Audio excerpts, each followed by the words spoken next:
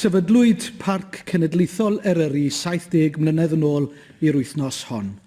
Eryri oedd un o'r 4 parc cenedlaethol cyntaf a gafodd ei sefydlu yn y wladwriaeth hon nôl yn 1951. Nodau awdurdod y parc cenedlaethol ydy i warchod a gwella harddwch naturiol, bywyd gwyllt a threftadaeth ddiwylliannol yr ardal, a hyrwyddo cyfleoedd i ddeall a mwynhau rinweddau unigryw arbennig.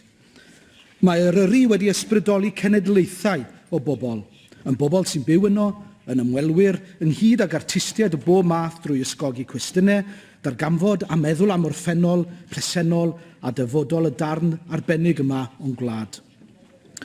I nodi'r garreg filltir hon, mae'r parc wedi comisiynu bardd cenedlaethol Cymru Ifor Aplin i ysgrifennu cerdd i nodi'r achlysur, ac mi orffennaf yng nghyfraniad drwy ddarllen darn olaf y gerdd ragorol hon.